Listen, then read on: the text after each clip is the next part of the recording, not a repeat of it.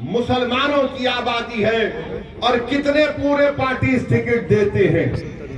तो अगर हम इस मुल्क में जमहूरियत को मजबूत करना चाहते हैं तो 6 तारीख के दिन आपसे अपील कर रहे हैं कि आप एक नौजवान को यहां से अपना विधायक बनाकर।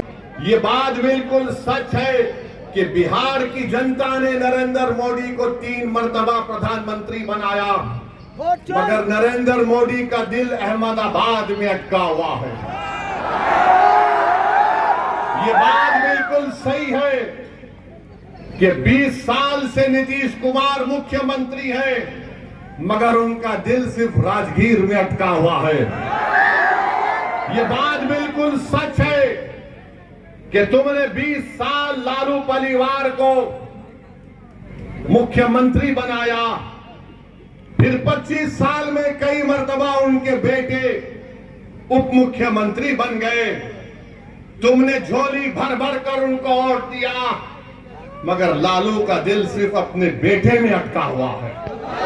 कोई फिक्र नहीं है, लोग इल्जाम लगाते हमको कोई फिक्र नहीं है, मगर हमारा एक ही ख्वाब है कि हम इस दुनिया से जाने से पहले देखना चाहती हैं कि भारत की जमहूरियत और मजबूत हो, और मजबूत ऐसे होगी जब यहां पर अल्पसंख्यक समाज को उनके अपनी सियासी लीडरशिप होगी। आपको अपने वोट से अपनी सियासी लीडरशिप को बनाना है। यहां से एमआईएम पार्टी के उम्मीदवार को कामयाब करिए। आप आए यहां पर बहुत देती आए थे। ये जालिम लोग नहीं चाहते कि आप वोट हासिल करें। मजलिस आपको ये पैगाम देने आई है कि हम वोट लेंगे भी, वोट हासिल भी करेंगे, और इंशाअल्लाह ताला हम यहां से अपने उम्मीदवार को यहां का विधायक बनाकर भिजाएंगे। और दूसरी तरफ मुबारकबाद भी देता हूं, मैं मुबारकबाद भी देता हूं वीआईपी पार्टी के उस जिम्मेदार को कि उन्होंने अपनी समाज के इत्तेहाद और उनके सियासी शऊर की बुनियाद पर पूरे एतमाद के साथ कह दिया कि हम 3% है, मगर हमारा उप मुख्यमंत्री होगा। अब बताओ, जो लोग मजलिस पर उंगलियां उठाते हैं, जो 17% की आबादी में है, बताओ क्या संविधान में राइट टू इक्वालिटी नहीं है कि मसावात होगा? क्या संविधान में इस बात की बात नहीं की गई कि भाईचारगी होगी? जब मसावात और इक्वालिटी और फेटर्निटी की और जस्टिस की बात होगी तो फिर क्यों नहीं हर समाज को उसका हिस्सा दिया जाता है? और फिर दूसरी तरफ भाजपा है जो खुलेआम कहती है कि हम नमक हराम है। अरे क्या तुम्हारे बाप का पैसा इस देश में कि तुम हमको नमक हराम कहते हो? देश की आजादी में तुम्हारा कोई हिस्सा नहीं था। यह बिहार की तारीख बताएगी कि यहां पर हमारे बुजुर्गों ने अंग्रेजों की गुलामी से इस मुल्क को छुटकारा दिलाने के लिए जिना के पैगाम को ठुकराया। उन्होंने अंग्रेजों को यहां से भगाने पर मजबूर किया, और जो जंग आजादी में हिस्सा नहीं लिए वो नमक की बात कर रहे हैं। अरे यही चंपारण बिहार की सरजमीन थी। जब महात्मा गांधी के साथ नमक के नाम पर एजिटेशन हो रहा था, तो जो आज हमको नमक हराम कह रहे हैं, अरे तुम नमक हलाली कर रहे थे, नहीं थे अंग्रेजों की। ये देश सबका है, और किसी को मिलेगा नहीं मिलेगा, इसकी बुनियाद पर किसी पर उंगली नहीं उठाई जा सकती है। जंगल राज थे जिसमें राज वोट तो ले लिया, मगर राज कोई और कर रहा था, गरीब को कोई फायदा नहीं हुआ। अरे बिहार में 4% लोग, 4% बेरोजगारी का तनासुब है, 4% देश से ज्यादा।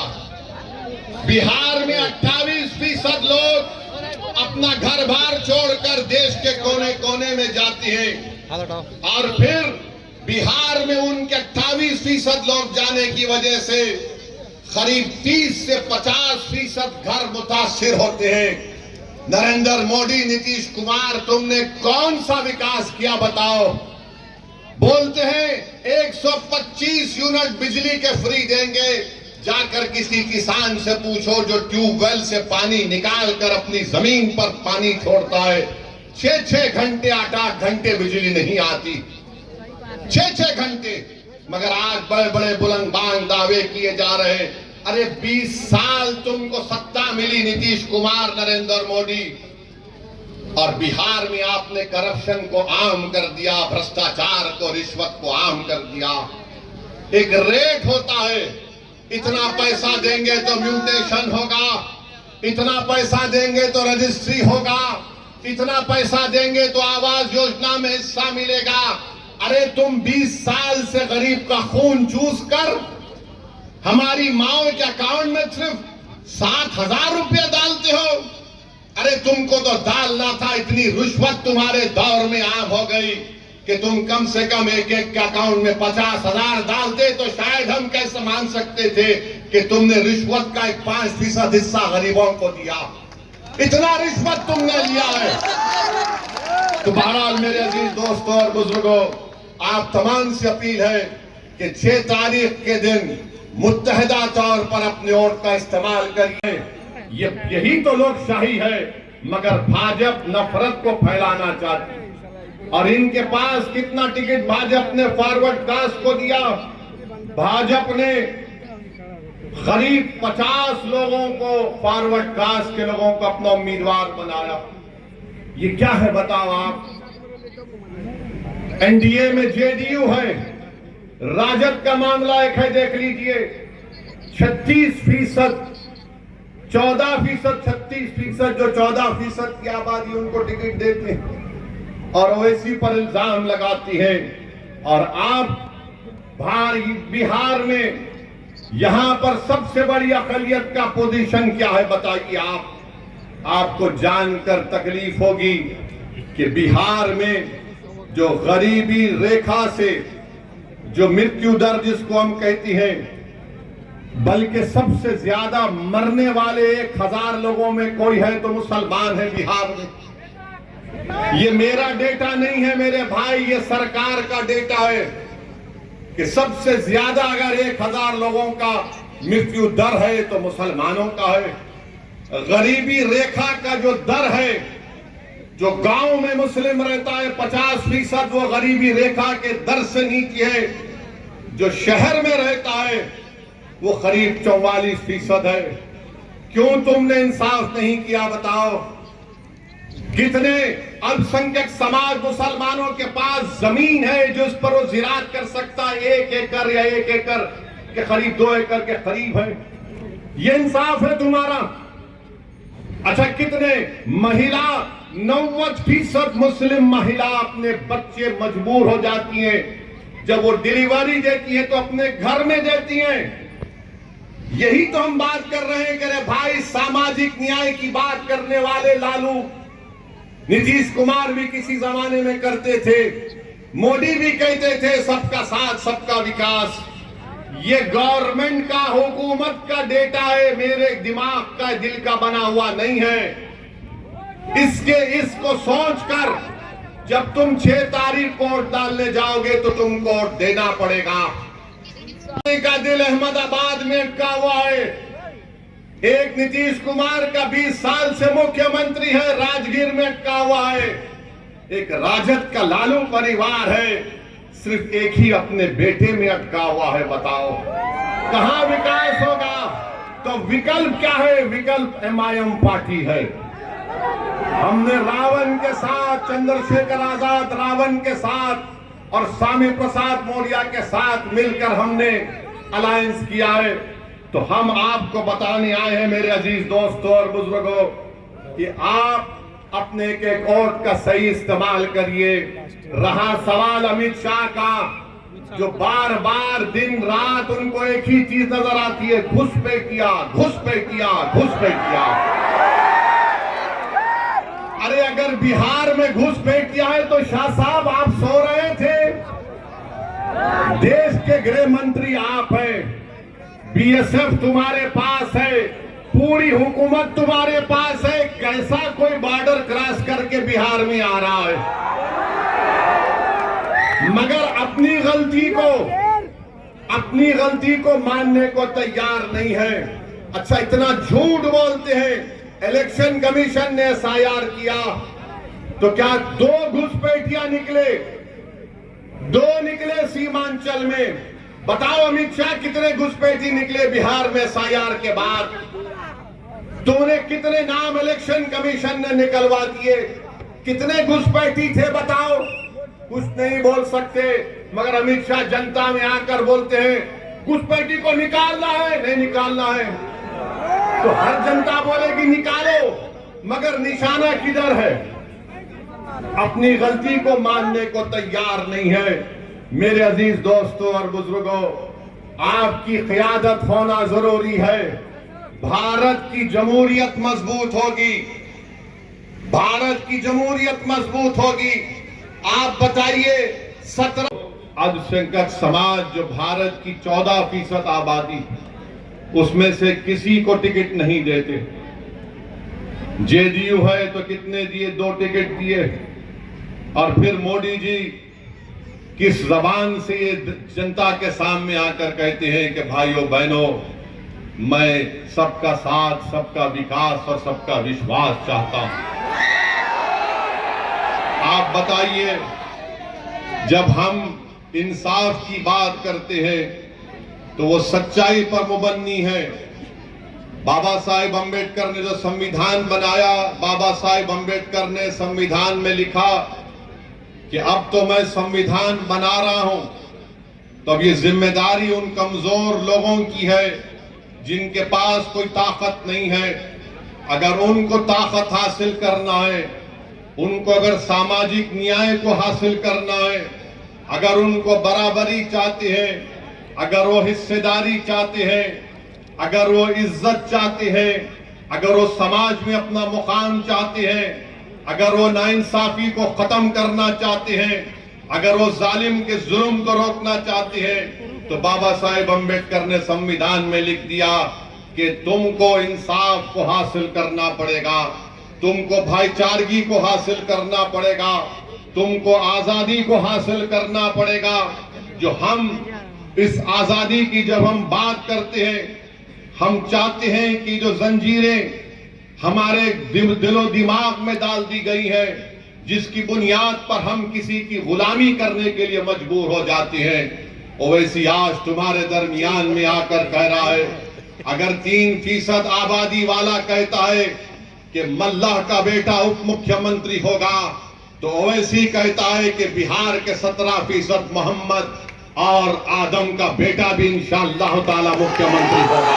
अजीज दोस्तों और बुजुर्गों, आपसे अपील करने के लिए कि 6 तारीख को हक राय दही का दिन है, मतदान का दिन है। आप तमाम से ये बोलने आया हूँ, अपील करने आया हूँ कि आप अपना एक वोट मजलिस के इंतखाबी निशान पतंग छाप पर बटन दबाकर आप अपने इत्तेहाद का सबूत दीजिए, अपने सियासी शऊर का सबूत दीजिए। और गोपालगंज विधानसभा में अगर आप विकास चाहते हैं तो यकीनन आपको यहां से एमआईएम पार्टी के उम्मीदवार को कामयाब और कामरान करना है। जो लोग यहां पर आज नहीं पहुंच सके और जो लोग आज यहां पर हैं, मैं आपसे अपील कर रहा हूं कि आप उन तक हमारा पैगाम पहुंचाइए। असदुद्दीन ओवैसी यहां पर आया था और उसने आकर हम तमाम से ये कहा कि 6 तारीख के दिन आपको गोपालगंज में एक तारीख बनाना है। मरहूम असलम साहब ने इलेक्शन लड़ा था, उस वक्त भी आप तमाम ने बड़ी जुर्रत और बहादुरी के साथ मजलिस के उम्मीदवार के हक में अपना वोट दिया। मैं आपका शुक्रगुजार हूँ, मगर अब की बार हमको यहाँ से अपना विधायक को कामयाब और कामरान करना है, ताकि वो बिहार की विधानसभा में जाकर यहाँ पर जो तालीम का मसला है, जो यूनिवर्सिटी एक जिले में नहीं है, उसको बना सके। यहाँ पर अस्पताल नाम का तो है, मगर यहाँ पर डॉक्टर और दवाएं नहीं मिलती है। यहाँ का नौजवान बेरोजगार है, उसका मुकद्दर बेरोजगारी बना दिया गया है। और आप जानते हैं कि बड़ी तादाद में नौजवान यहाँ से निकलकर भारत के कोने कोने में चले जाती है। गांव में रोड नहीं है और फिर आप देखते हैं कि बहुत ज्यादा यहाँ पर किसानों को परेशानी है, सिंचाई का इंतजाम नहीं है, बिजली का कोई मौसर इंतजाम नहीं है। तो ये तमाम ऐसे मसले हैं जहां पर आपको एक हरकियाती विधायक को कामयाब करना है। जो MIM पार्टी ने अनस सलाम को यहां पर आपके सामने पेश किया है। मेरे अजीज दोस्तों और बुजुर्गों, कि आज हम ये भी देखते हैं कि बिहार में जिसकी आबादी 3% की नहीं है, वो ये कह रहे हैं कि अब की बार उनका उप मुख्यमंत्री राजद से होगा, और जिसकी आबादी 17% है उनका कोई नामो निशान नहीं है। अगर कोई बिहार में कहता है कि अब के बार मल्ला का बेटा डिप्टी चीफ मिनिस्टर होगा, तो मैं पूरे आप तमाम से एक सवाल और एक फिक्र देकर जाना चाहता हूं कि क्या आदम का बेटा मुख्यमंत्री नहीं हो सकता? क्या अब्दुल का बेटा मुख्यमंत्री नहीं हो सकता? क्या मोहम्मद का बेटा मुख्यमंत्री नहीं हो सकता? क्या अनस सलाम आपका विधायक नहीं हो सकता? अभी चुनाव शुरू नहीं हुआ तो मल्लाह के बेटे ने कह दिया, राजद के नेता के मौजूदगी में कह दिया कि अब के बार उप मुख्यमंत्री हमारे समाज का होगा, जिनकी आबादी सिर्फ 3% है और जिसकी आबादी 17% है। जो मोहम्मद का बेटा है, जो आदम का बेटा है, जो अहमद का बेटा है, वो ये ख्वाब भी नहीं देख सकता है। तो ये इंसाफ की लड़ाई है, याद रखिए। 17% है और कितने टिकट दिए जाते हैं? जो 14% है उनको कितने टिकट मिलते हैं आप खुद देख लीजिए। 14% है तो 36% टिकट दिए जाते हैं। अब आप बताइए, जब असदुद्दीन ओवैसी ये बात करता है तो ये लोग हमको झूठा इल्जाम लगाते हैं कि वोट कटवा है, ये वोट काटने के लिए आया है। मेरे अजीज दोस्तों और बुजुर्गों, यकीनन हम वोट लेंगे और वोट देंगे भी इंशाअल्लाह ताला।